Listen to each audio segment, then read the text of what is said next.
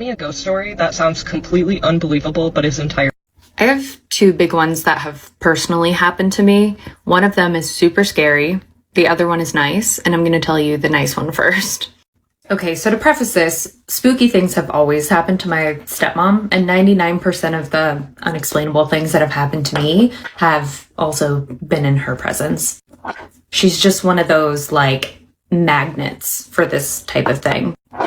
So my stepmom's best friend from childhood passed away when they were in their early 20s. Later, my little brother, my stepmom's son, was born on the birthday of this particular friend.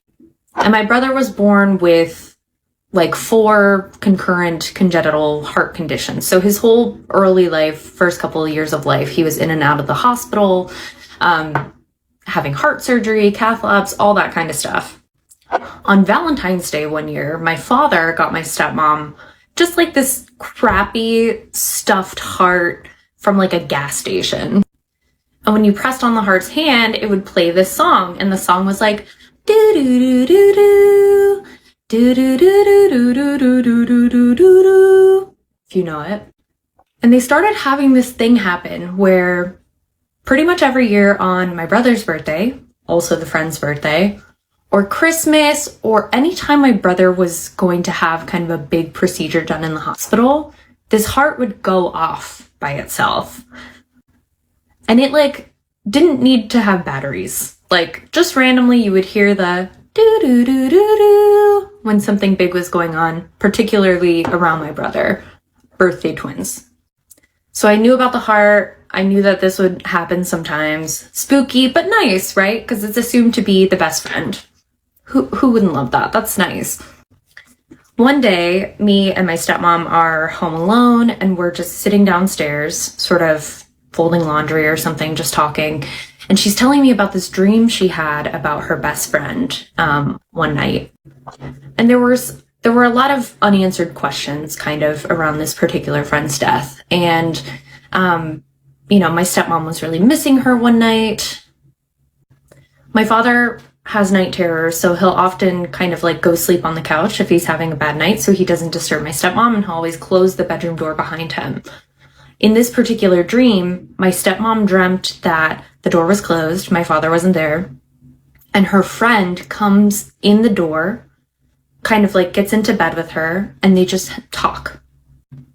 And she told me that this felt so real that her friend answered all the questions that she had surrounding her death. They got to express how much they missed each other, and it was just really like calming and soothing for her to have that sort of final conversation with her friend. She wakes up the next morning from this dream and the door is open, as if in the dream her friend had opened the door. So she's telling me this really like meaningful dream she had with her friend, and we're both folding laundry and she pauses in the middle of laundry and she goes, "Wait, hold on." And from upstairs in the nursery where that heart is, as we're talking about this friend, we both hear do do do do do do do do do do. It sent chills down my spine because we were talking about her. She knew we were talking about her. This thing went off. And it was just a sign of like, I know you're talking about me. I'm here. However, I was 16 and like a scaredy cat, and I was sleeping in the room where the heart was. So I walked in later and I was like, hi. Please don't do anything while I'm here. Thank you. Love you. Bye. Okay, I'm sorry. Work has been crazy. I will tell you guys my scary ghost story now. I tried to record this. It got way too long, so I'm gonna try. Okay, I grew up in Washington. My other set of parents, my father and stepmom, live outside of Las Vegas, Nevada. So I would go stay with them like once or twice a year, let's say. This particular time, they had just moved to a new house, and I was very excited because their last house was a dark place. Scary. I have stories about that house that I will not share here, but let's just say that I was super relieved that they were not there anymore. I was excited. So picture it, summer, 17, I'm going to stay with my other family. I'm like, oh, creepy things won't happen anymore. That's great. Little did I know. Okay, quick layout. Bottom floor, all the living area, set of stairs, very small landing, and all the bedrooms are clustered around this landing. On this particular night, everyone goes to bed before me, let's say at like 10. Parents in one room with my baby brother, my other little brother who's like 12 at the time in the other room, and then the nursery, which is where I'm sleeping. Okay, so it's like midnight, I'm awake, I'm 17, I'm reading a book. I had just gone to the bathroom, so I knew for a fact everyone was upstairs because they all sleep with their doors open. The landing is super small, so I saw all of them a moment ago. They were all fully asleep in their beds. So I'm minding my own business, reading, and from the bottom of the stairs, I hear something. And it's footsteps on the stairs. And it sounded like a little kid almost, like, you know how little kids just like kind of barrel up and down the stairs, like do do do do do do do. Yeah. Stops at the top of the stairs. I'm like, what the is this? I hear it go back down. Do do do do do do do.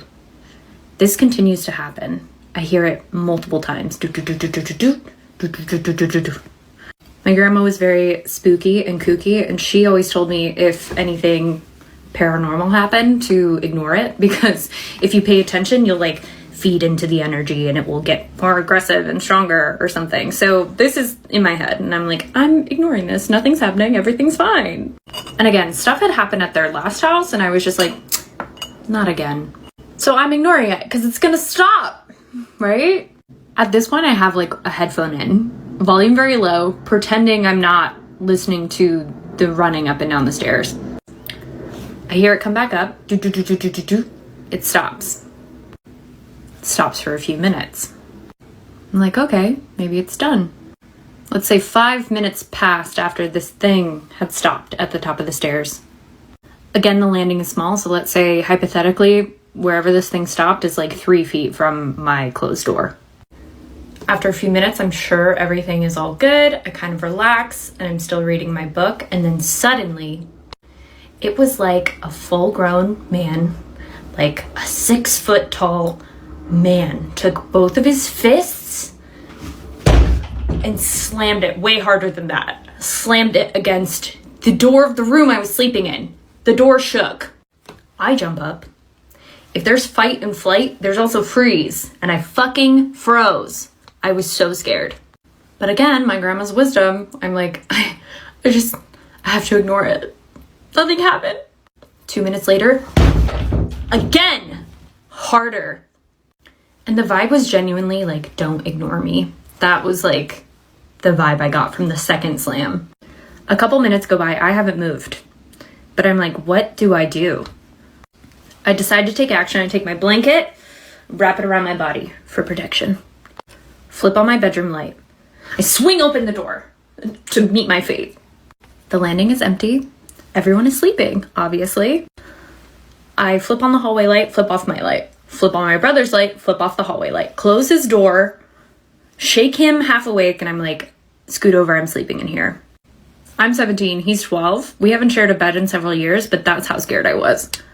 It is summer in Nevada, and I literally have the covers over my face like this, and I'm like breathing in my own carbon dioxide, but I was like, I have to have the covers over my face. After like 15 minutes, on his door, again, softer, but kind of like a, I know you're still in there. I was like, thank God I'm going home tomorrow. Anyway, this started happening to them after I left. This would happen on my brother's door, the slamming. From downstairs, they would also start hearing like muffled arguments at the landing, like voices fighting. Anyway, they moved out of the house as quickly as possible because it was super scary. I don't know if this was like an actual ghost. I don't know if this was like residual energy from like a bad DV type of thing going on in that house previously, but I did not like it. And yeah, that's it. Sorry this was super long. You guys are some ghost story fiends, but that's okay. Me too. I got some comments on my other videos of like, oh, of course you have ghost stories because you believe in ghosts, blah, blah, blah. I want you to know I am not seeking this out. This is not something that happens to me all the time. In fact, nothing has happened to me in like 12 or 13 years. on paper, I'm a very credible person. But all I'm saying is, like, if I were making it up, I think I would project this onto a lot more stuff in my life, and like, this is all very isolated. Okay, so story one from the old house. It was the first time that I was going to stay there. Me and my brother are hanging out in the living room by ourselves, and he goes, "You know, this house is haunted, right?" And I'm like, "Shut up, don't tell me anything, shut up." But he's my little brother, so he's a dick. So he starts telling me like all the stuff that happens in this house, and it is just like a barrage of activity constantly. Like, you might not find these stories as scary as some of my other ones, but for my family, like, we reflect on that house and think of it as like the truly scary house because of how often things were happening. Anyway, he's telling me about how the house is haunted. I'm like trying not to listen to him, but then we hear a noise.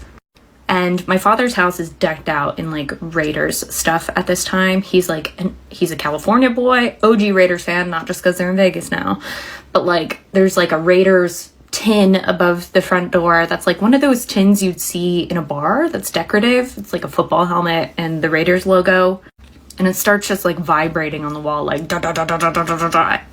I wonder if I have something that can mimic it. Okay, I'm at my husband's art desk, and here's a metal thing. So it's a metal thing on the wall like this, and it starts like really fast.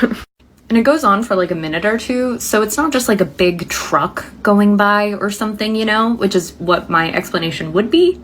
It went on for a little too long. Okay, story two, the radio. Okay, so the way that this house is laid out is the primary bedroom is like all on one side of the house, and then the other bedrooms are all the way on the other side of the house. So it's like the nursery and my brother's room. And when I would come stay, me and my brother would like have like sleepover time. Like, we would be in the nursery with like blankets on the floor, just gossiping. So he falls asleep. His bedroom is down the hallway, and weird stuff happen in there all the time. He has like a very 2000s style stereo, like one of the ones with the volume knob that you have to manually rotate to turn up and down the volume. And I'm the only one awake, of course. And I hear his radio turn on from his room, and the volume turns up all the way. All the way. It was so loud. Turns down, turns back up, turns down. And it wasn't like, there wasn't rhyme or reason to the frequency, because if it was like the same amount of time or pattern, I'd be like, oh, it's like bugging out or whatever. It was like, it would stay loud sometimes for a second. Sometimes it would stay loud longer. I don't know. There was no pattern. So that probably happens like 6 times, and then the radio just turns off while it's at like almost full volume. I was like, I hate it here. Okay, story 3, the cabinets. This one was in the middle of the day, and I have the bathroom door locked because I'm taking a shower. My worst fear is stuff happening while I'm in the shower. I'm so vulnerable. I'm shampooing my hair, and I hear like like tapping on the wall. I look out of the shower. Every single cabinet door in the bathroom has swung open. Every single one. Freaked me out. I also have shampoo in my hair. I'm like, not today. So I finish shampooing, water running and shampoo running down my face, like into my fucking eyes. Cause I'm like, you're not gonna sneak up on me. Okay, story 4, the cat. My stepmom was cat sitting for her best friend, and this was like the world's most ancient cat, I swear to God. It was so old. The entire time, which was like almost a week, that cat just stayed in the bathroom in front of the vents, which is word. Like, it is Nevada, it's hot, like, me too. Its food was in there, the litter box was in there. It did not leave. I cannot emphasize this enough. It did not leave that room the entire time. Until one night, I decide I'm gonna sleep on the couch. This was after the radio incident, so I was scared.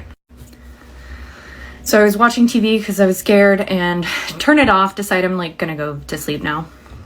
When the cat, for the first time in days, walks out. It's 3 a.m., by the way. That's important to know. Walks out, stands directly in front of me, stares at me, and just starts meowing persistently.